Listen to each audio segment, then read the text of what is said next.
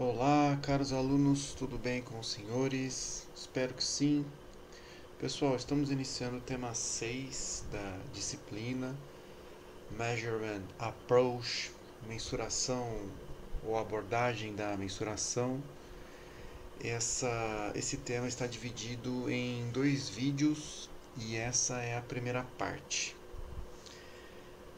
Para discutir o conteúdo do tema 6, nós temos o que é abordagem da mensuração, contabilidade para fins de avaliação, finanças comportamentais, teoria dos prospectos, beta e modelo de avaliação Olson. Como são muitos pontos para discutir, um vídeo ficaria muito cansativo, então eu quebrei em duas partes. E basicamente, nessa primeira parte, a gente vai falar sobre o primeiro, o segundo, o terceiro. Nós vamos começar a teoria dos prospectos, mas o principal será visto no segundo vídeo. Tudo bem? Muito bem. Então vamos começar com a definição, não é? O que é a abordagem da mensuração? O principal objetivo dessa discussão é trazer valores correntes ou valor justo para as demonstrações contábeis. Se nós estamos falando sobre demonstrações contábeis adequadas ou demonstrações contábeis voltadas para atender a demanda informacional dos investidores, para que os investidores possam prever desempenho e fazer uma avaliação adequada da empresa, nós, contadores, podemos apresentar demonstrações contábeis incorporando os tais valores correntes. Ou, basicamente, nós estamos falando em medidas de saída, valor de saída. Ou então, podemos entrar na discussão do valor justo. Então, quando eu penso em avaliação de empresas, quando eu penso em atender a demanda informacional dos investidores, eu estou pensando em uma base de mensuração que seja mais adequada para esse objetivo. E o objetivo e o valor justo se aproxima desse objetivo. Bom, então, nesse contexto, já antecipei, eu já comentei que as demonstrações contábeis, quando eu trago o valor justo para as demonstrações contábeis, pode ser que eu aumente o conteúdo informacional para os investidores. Bom, um exemplo disso, basicamente, é o imobilizado. Quando a gente começa a entrar na discussão de bases de mensuração no contexto das demonstrações contábeis, no contexto da avaliação, é importante citar algum exemplo. Ricardo, mas tudo bem, você comentou que o valor justo pode ser mais útil, pode suprir essa demanda informacional para o investidor, mas dê um exemplo. Pois bem, a gente pode falar do imobilizado.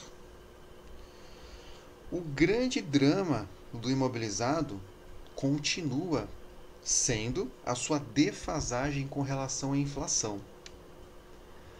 Lembrando que até o final de 95 havia atualização monetária nas demonstrações contábeis. Após essa data, ou seja, após o final de 95, o imobilizado é apresentado no balanço nominalmente, ou seja, sem nenhuma atualização monetária. Então, se a gente fizer um exercício, a gente pode entender a distorção que o custo histórico causa nas demonstrações contábeis. E é claro, todos sabem que o CPC 27 oferece o tratamento contábil para imobilizado. E o tratamento atual é o custo histórico. Tudo bem? Então vamos lá. Vamos imaginar um imobilizado de 24 anos no balanço de uma empresa. Ou seja, resgatando esse momento de interrupção da atualização monetária. Como eu já disse, desde 96 não há atualização monetária. Então vamos imaginar 24 anos. Eu entrei no site do Banco Central e fiz uma conta. De 1996 até agosto, eu tenho o quadro. Aqui. De 96, exatamente, até agosto de 2020, eu não peguei setembro, pois a base de dados do Banco Central não estava atualizada. E considerei o valor nominal de R$1. E pedi a correção. O índice de correção foi de 4,30. O valor percentual corresponde a 330,59%. O valor corrigido é de 4,31. Eu fiz a correção de R$1. Aplicando esse percentual, esse índice de correção, por exemplo, a um imobilizado de 2 milhões, tudo bem? 2 milhões. Aplicando a correção, nós teríamos 8,6 milhões. Repetindo, 8,6 milhões. Então, percebe-se que a inflação acumulada de um imobilizado, claro, de aproximadamente ou de quase 24 anos, ela é significativa. Se não corrigir o imobilizado, vai causar uma distorção na análise. Você está olhando um imobilizado a valor nominal. E a simples inflação acumulada nos mostra a distorção que aparece no balanço. Tudo bem? Então, obviamente, se a gente trabalhar com o custo histórico, a gente pode fazer uma análise incorreta, considerando que o imobilizado é apresentado a valores nominais. Agora, se você conseguir o valor justo desse imobilizado, pode ser realmente que ele apresente uma avaliação mais adequada. E de fato, se essa empresa passar por uma combinação de negócios, por exemplo, se ela for adquirida, a empresa adquirente, obviamente, vai fazer a conta. Qual é o valor justo desse imobilizado? Tudo bem? Então, é um exemplo que mostra realmente que o valor justo pode ser mais interessante para fins de avaliação. É claro que há algumas limitações no que diz respeito ao valor justo, mas eu ainda não vou falar sobre elas. Mas é possível encontrar problemas na mensuração ao valor justo. O debate custo histórico valor justo é extenso. Se você pesquisar sobre vantagens e desvantagens de ambos, você vai encontrar muita literatura, muito material. Os defensores do valor justo e os defensores do custo histórico. Ah, quem defende o custo histórico? Sim, você vai encontrar. Tudo bem? Bom, já falei sobre essa questão do custo do imobilizado. Seguindo, outro paper, na verdade, é, eu ainda não falei sobre muitos artigos, mas um artigo que é clássico no estudo do custo histórico e do valor justo é esse paper da famosa cientista Mary Barth. Esse paper ele deixou uma contribuição muito grande na literatura a respeito dessa discussão. E ele é relativamente. É, é, a comparação que ele fez é a respeito de um ativo, já vou antecipar, que são títulos do governo norte-americano. Né? E por que a Mary Barth, em a década de 90, decidiu estudar os títulos do governo norte-americano? Na época, os títulos com a intenção de manter até o vencimento eram mensurados a custo. Então você encontrava, por exemplo, diversas instituições financeiras que apresentavam em seus balanços patrimoniais os títulos. E elas declaravam o seguinte: nós vamos manter esses títulos com o objetivo de receber os fluxos de caixa. Ou seja, nós vamos mantê-los até o final, até o vencimento. Portanto, a norma permitia que, naquela época, os bancos continuassem, os bancos poderiam mensurar esses títulos a custo. Portanto, nenhum ajuste a valor justo era reconhecido no resultado. Então significa que esses títulos eram poderiam ser avaliados a valor justo? Eles tinham valor de mercado? Sim, eles eram negociados em mercado organizado. E era possível identificar preço de mercado.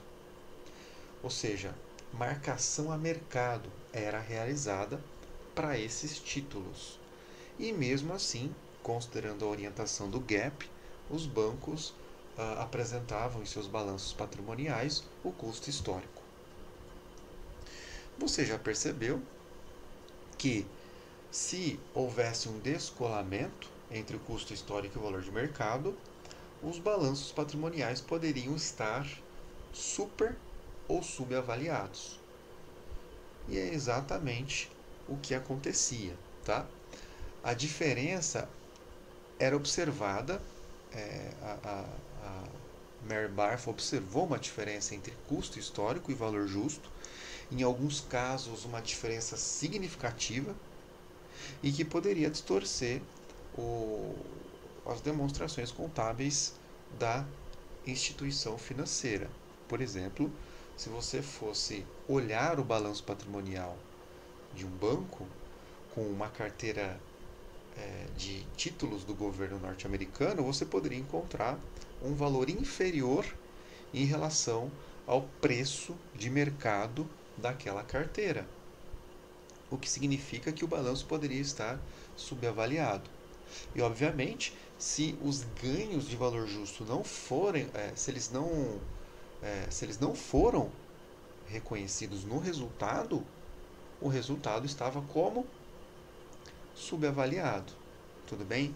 Então causava algumas distorções. E isso, obviamente, levou a um grande debate entre acadêmicos, profissionais no mercado, a respeito sobre qual é a base de mensuração mais adequada para os títulos.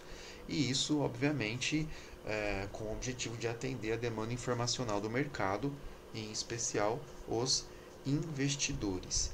E como que ela fez essa análise? Ela fez uma análise para tentar suprir, para tirar essa dúvida sobre qual base de mensuração seria mais adequada. E ela fez basicamente o que? Uma técnica de associação, regressão. A regressão que vocês já conhecem. E é claro que ela, como é um artigo científico, o rigor metodológico é maior. mais testes, mais cuidados, mais verificações das premissas das regressões. Então, isso realmente aconteceu. E qual foi o resultado que ela encontrou? Ao isolar as bases de mensuração, ou seja, custo histórico e valor justo, ela encontrou que os títulos avaliados a valor justo explicam melhor o comportamento do preço das ações. O que isso significa? Ou, em outras palavras, o preço da ação é explicado melhor pelos títulos a valor justo, permitindo concluir o quê? Que o preço, o título a valor justo, ele oferece uma informação mais relevante para o mercado. Então, com um olhar, com o olhar do investidor, ou então pensando na precificação, na variação do preço da ação, na sensibilidade do preço da ação, o valor de mercado do título é mais relevante. Então ela conseguiu uma prova empírica. Estamos resgatando a aula 1, não, a aula 2, se não me falha a memória, depois vocês podem verificar. O tema 2, no qual a gente discutiu aspectos históricos, eu acredito que foi o tema 2. Não é aula, é tema. E lá a gente falou sobre uma mudança de paradigma na pesquisa. Que tipo de mudança? As pesquisas que eram de natureza normativa, a partir de um momento, de um período, alguns anos, claro, essa mudança foi gradual. Essa pesquisa evoluiu para uma pesquisa de natureza positivista. É aquela pesquisa que busca uma evidência empírica. Olha, nós estamos revisando uma parte do tema 2. E é importante fazer essa conexão porque nós estamos falando de conteúdo de prova, não é? É importante resgatar e fazer a conexão. Então, o estudo da Meyer-Barth vem no sentido de suprir uma demanda, uma dúvida que havia na época sobre qual é a base de mensuração mais adequada para o mercado. E ela, obviamente, chegou naquilo que já era esperado. O valor de mercado do título pode ser mais relevante para o investidor. E, na essência, se você for pensar no seguinte, se nós estamos olhando para a essência ou a capacidade de geração de benefícios econômicos de um ativo, obviamente, o valor de mercado ou valor justo pode ser mais interessante para fins de avaliação, correto? Então, esse paper da Meyer-Barth, depois eu vou disponibilizar no Stoa, eu vou anotar isso, depois eu posso esquecer. Paper da Meyer-Barth. Eu vou disponibilizar no Stoa, ou melhor, no Edisciplinas, para que vocês possam estudar e ter mais detalhes a respeito da pesquisa. Bom, e hoje? Não é? Estávamos na década de 90, agora avança para 2020. E para fins de avaliação, esse modelo contábil brasileiro, ou você pode considerar o modelo IFRS, pois o Brasil adota o modelo internacional. Ele é adequado para atender a demanda informacional do mercado? Ele é adequado? Pensando que há uma lacuna entre investidores que estão dispostos a negociar ou a investir nas empresas de capital aberto, e do outro lado, as empresas com seus projetos de investimento, com uma demanda, com uma necessidade de recursos para fazer a aplicação, para investir nesses projetos, O modelo contábil, ele consegue diminuir a assimetria informacional entre essas partes? Ou seja, a contabilidade, ela é útil ou ela precisa mudar? Ela gera informação útil para os investidores? Ou a gente vê possibilidade de mudanças? É possível fazer ajustes no modelo contábil com o objetivo de suprir essa demanda informacional dos investidores, ou seja, auxiliá-los, auxiliar o investidor ainda mais. Como, Ricardo? Por exemplo, a gente sabe que com a mudança do BR-GAAP para o IFRS, o Brasil adota FUI-FRS desde 2010. A gente sabe disso. Muito bem.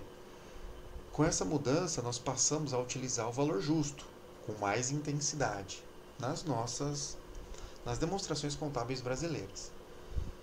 Será que, se aumentarmos o valor justo, ou seja, aplicarmos o valor justo em outros casos, para outras contas, outras transações,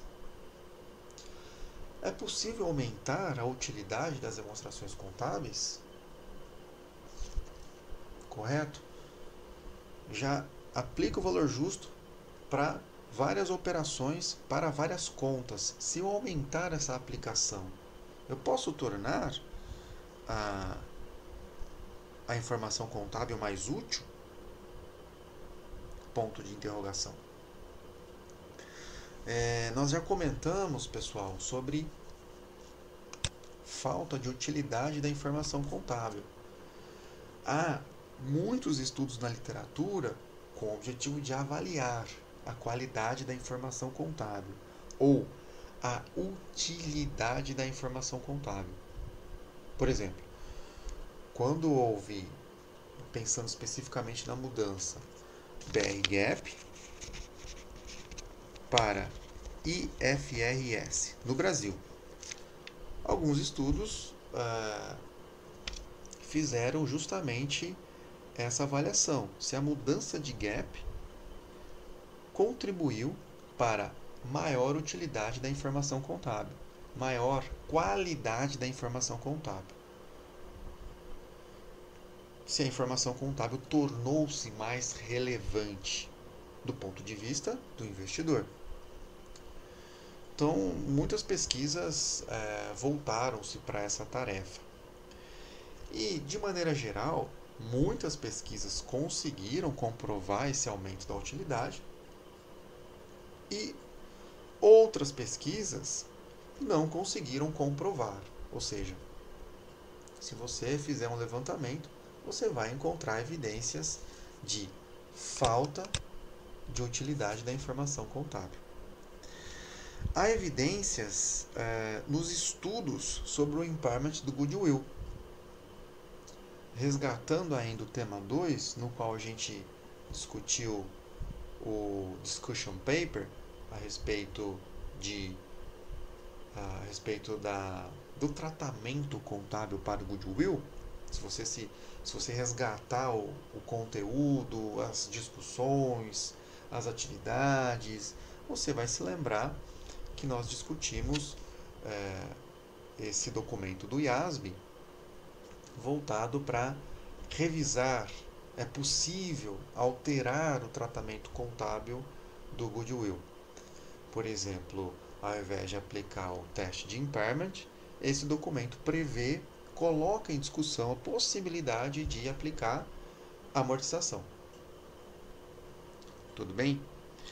E há muitos estudos que identificam o seguinte: o tratamento contábil atual, ou seja, o teste de impairment, não gera informação útil para o mercado. Ou seja, o mercado está insatisfeito, considerando, obviamente, a reação do mercado pelo comportamento do preço das ações. Nós estamos restringindo a análise para os investidores e assumindo a decisão do investidor a partir do comportamento do preço da ação. Tudo bem? E então esses estudos indicam que a informação gerada atualmente pelo impairment do goodwill não é relevante, não mostra-se útil para o mercado. Bom, além disso, né, pessoal, há evidências, agora avançando aqui, há evidências de decisões não alinhadas com a eficiência de mercado. Ou seja, há evidências de que algumas decisões não seguem a lógica da racionalidade. Há uma expectativa, se a gente estudar o comportamento do investidor, há uma teoria chamada teoria da racionalidade, na qual nós esperamos que a decisão do investidor seja voltada para a maximização da sua utilidade. Ou seja, espera-se que o investidor busque maximizar os seus ganhos, a sua utilidade esperada. Essa é a expectativa. Mas nós estamos encontrando cada vez mais, não é recente na verdade, decisões dos investidores não alinhadas com essa lógica, ou seja, não alinhadas com a eficiência de mercado. Então, vou explicar da seguinte maneira: há a divulgação da informação. Espera-se um comportamento pela teoria da racionalidade. Ou seja, o investidor vai pensar em maximizar a sua utilidade esperada. Mas a reação é diferente. Essa reação pode ser diferente. E se você fizer uma pesquisa sobre, pode ser no Google acadêmico, sobre essa falta de racionalidade ou então decisões não alinhadas com a eficiência de mercado, você vai encontrar diversos estudos que abrangem esse tema. E se o mercado não é eficiente e se o investidor não é racional, qual seria o papel da contabilidade? Não é? Então nós estamos discutindo sobre dois pontos: a eficiência de mercado e o papel da contabilidade. Tudo bem? Então, basicamente, a gente tem o seguinte. Vamos pensar primeiro na contabilidade, tá? A contabilidade é útil ou ela precisa mudar? Bom, a gente já tem percebido, historicamente, que o IASB, considerando que muitos países participam ou adotam o modelo internacional, ele percebe realmente que é necessário fazer algum ajuste no sistema contábil, no sentido de fazer uma revisão das normas, verificar se aquela prática contábil realmente é a mais adequada, se tem opções, não é? Então, eu já citei o caso do discussion paper a respeito do goodwill. Esse é um excelente exemplo de revisão da norma, com o objetivo de atender o mercado da melhor maneira possível. Então, o primeiro ponto que a gente deve colocar, essa reflexão é: a contabilidade é útil ou ela precisa mudar? Então, a gente tem percebido a necessidade de ajustes, de revisões, constantemente. E como a contabilidade pode beneficiar o mercado e reduzir a assimetria de informações? Esse é o papel da contabilidade.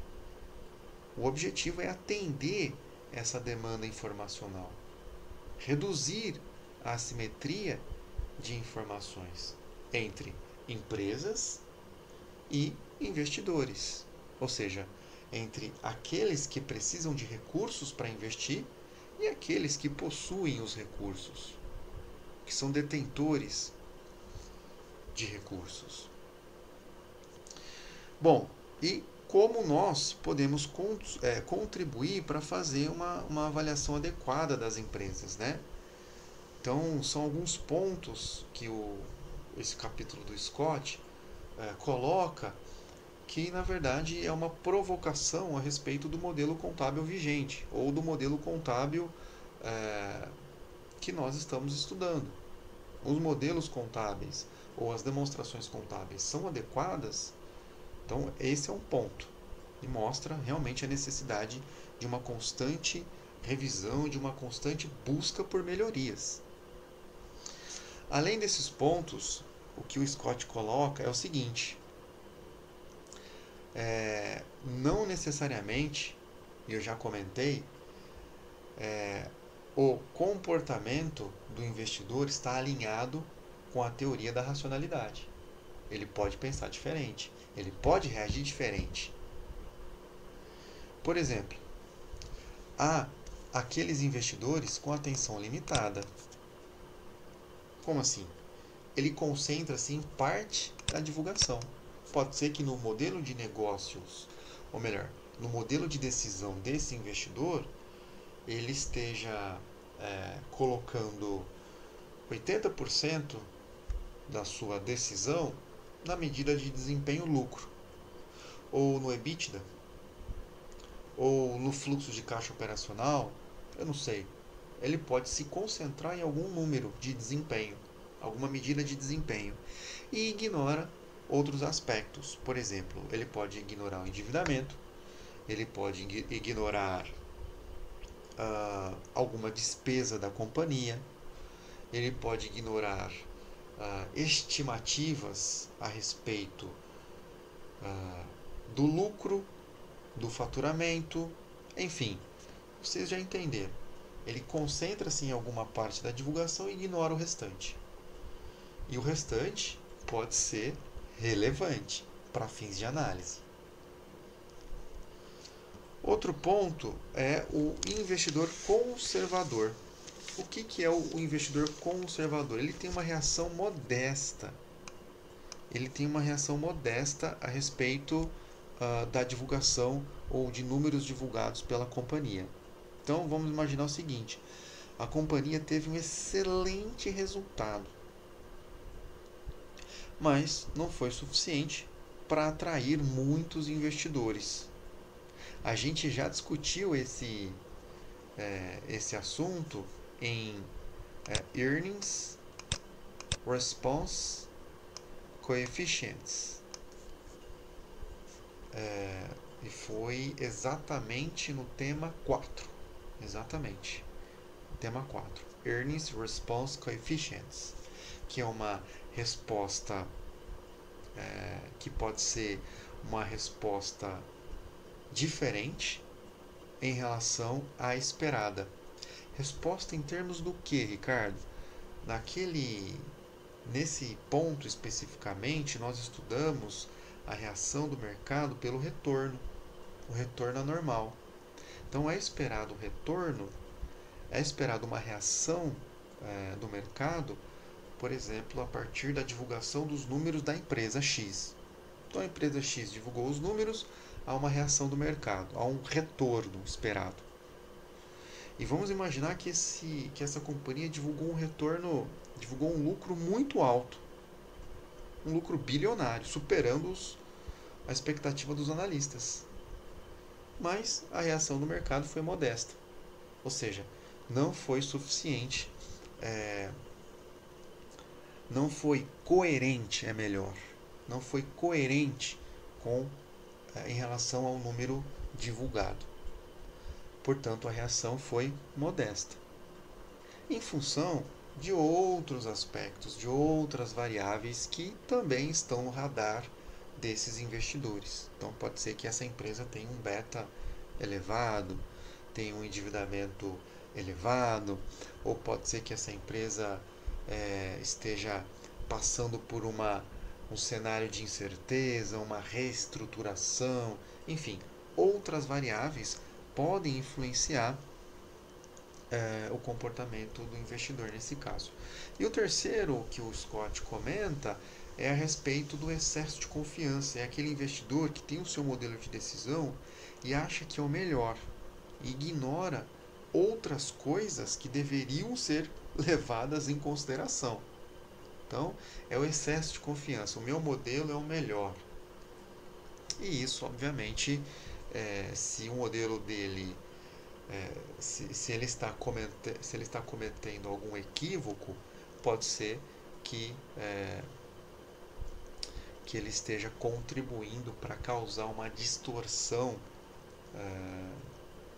na eficiência de mercado. Então, esses três exemplos de comportamento são para mostrar que é possível que o investidor não responda de acordo com a teoria da racionalidade. Ou seja, pode ser que ele não seja racional conforme é esperado. E isso, obviamente, leva ao enfraquecimento da eficiência de mercado. Ora, se aquela empresa ou aquele conjunto de empresas as empresas divulgaram lucros, sinalizando um crescimento, possibilidade de fluxo de caixa, ganhos certos no futuro, e os investidores estão tomando decisões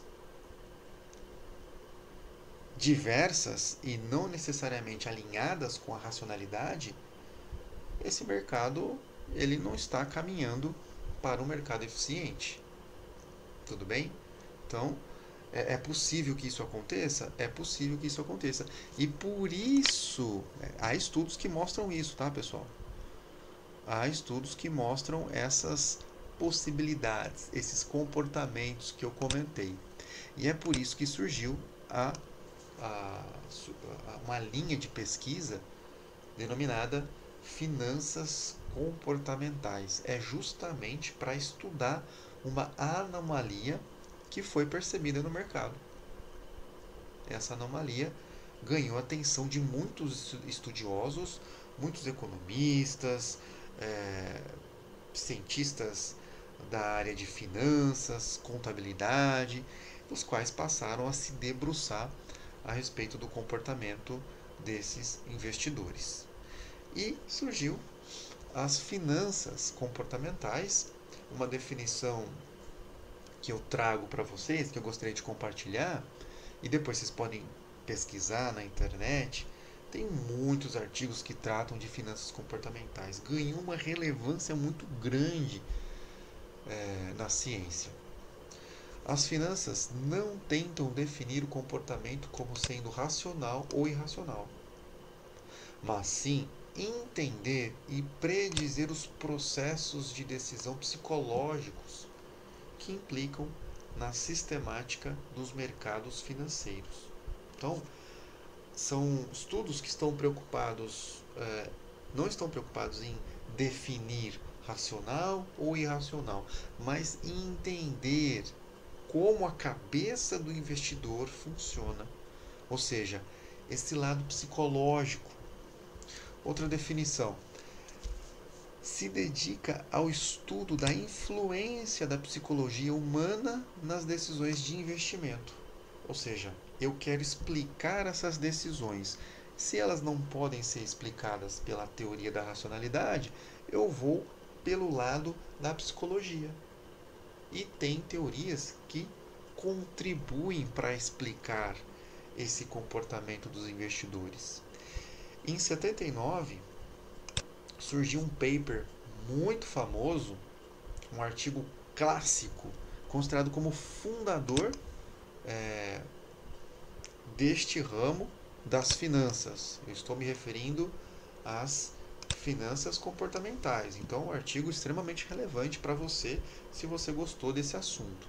que é o Prospect Theory, do professor Kahneman e do Amos Tversky.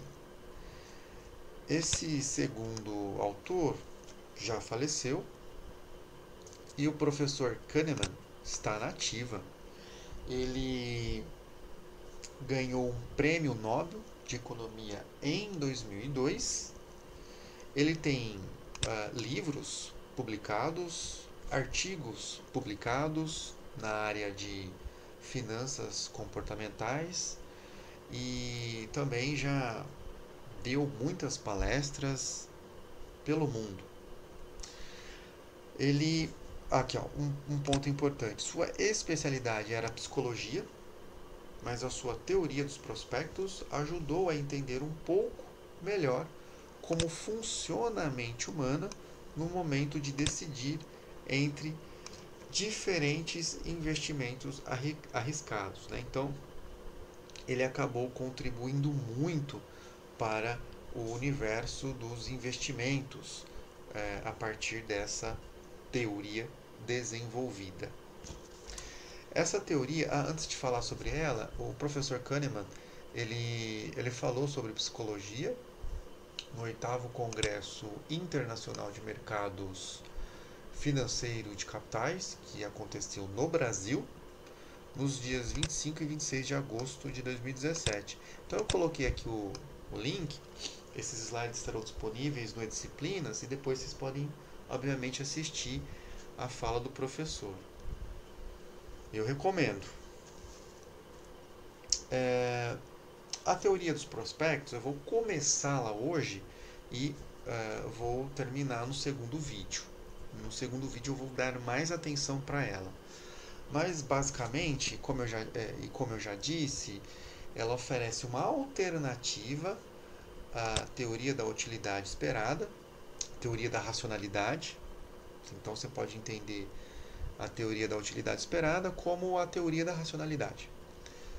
E esse modelo que o professor Kahneman desenvolveu, ele busca simplificar o processo de decisão, que normalmente é o que as pessoas fazem. Uma simplificação do processo de decisão. Elas criam atalhos mentais. Por isso, não podemos dizer que esse processo de tomada de decisão é estritamente racional.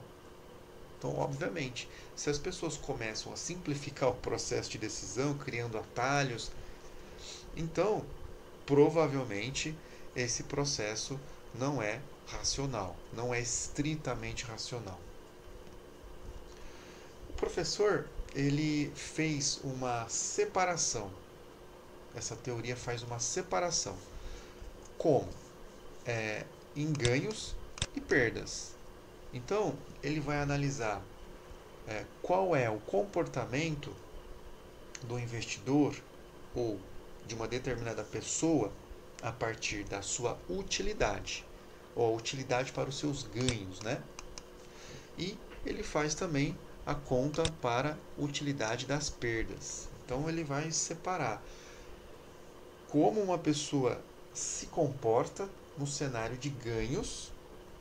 Qual é a utilidade para o cenário de ganhos? Como essa pessoa se comporta no cenário de perdas? Qual é a utilidade para as perdas? E ele percebeu que a resposta dos investidores ou das pessoas pode ser diferente. Tudo bem? Bom, nessa teoria dos prospectos, então ele compara a racionalidade com o comportamento esperado de acordo com a teoria dos prospectos. Essa linha em azul tracejada, ela representa a teoria da racionalidade ou a teoria da utilidade esperada. Na verdade, ela representa uma relação linear entre ganhos e perdas e a utilidade esperada, utilidade ou desutilidade. Então, há uma relação linear de acordo com a teoria da utilidade esperada. quando você traz a discussão, a teoria dos prospectos do professor Kahneman, você encontra um comportamento diferente, uma relação diferente. Por exemplo, a utilidade esperada, vou mudar a cor. A utilidade esperada tem uma relação côncava com os ganhos. Já as perdas têm uma relação convexa com a desutilidade esperada. Então, há um comportamento diferente, há um descolamento em relação à utilidade esperada. Tá? Eu gostaria que vocês estudassem esse material no livro do Scott. Vocês podem identificar a seção da figura 6.2. Eu não identifiquei a página, mas obviamente vocês podem identificar pela figura. Leiam, interpretem o texto, estudem o gráfico, porque no próximo vídeo eu vou discuti-lo, tá? Então aqui é só nesse ponto eu apenas estou falando sobre alguns elementos básicos da teoria dos prospectos e da teoria da racionalidade. No próximo vídeo eu vou entrar e citar alguns exemplos. Então você tem um tempo para estudar. Tudo bem? Esse paper que o professor Scott cita, de 1997, é um exemplo da aplicação da teoria dos prospectos. Um conjunto de empresas nos Estados Unidos, que é um número relativamente grande de empresas, apresentou ganhos positivos e pequenos. Então, de um conjunto grande de empresas, poucas, tá? Vou colocar aqui um gráfico, por exemplo. Poucas empresas, uma fatia pequena dessas empresas, relatou pequenas perdas. A maioria das empresas apresentou ganhos positivos e pequenos. Ou seja, houve um esforço por parte da gestão em apresentar lucros positivos pequenos, ao invés de perdas pequenas. E ele não entrou no mérito, não entrou na discussão de como isso foi realizado. Não vamos entrar na parte de práticas contábeis que poderiam, que facilitariam essa manipulação ou esse gerenciamento de resultados. Mas é possível que as empresas tenham aplicado um esforço para gerar um lucro pequeno ao invés de uma perda pequena. Isso está coerente com a teoria dos prospectos, porque, de acordo com essa teoria, é esperada uma reação negativa dos investidores, uma reação negativa forte, para uma pequena perda registrada. Isso poderia levar a uma desvalorização do papel ou das ações.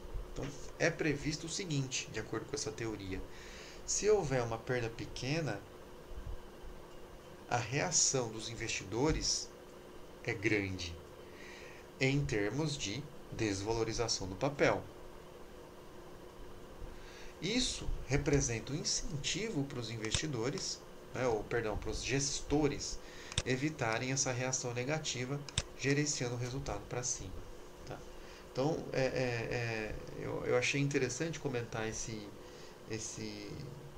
artigo, porque ele traz uma comprovação do que a teoria dos prospectos prevê. E, obviamente, no próximo vídeo eu vou trazer mais detalhes a respeito dela e vocês podem compreender melhor o estudo da teoria dos prospectos. Eu vou encerrando o vídeo por aqui, para não ficar muito longo.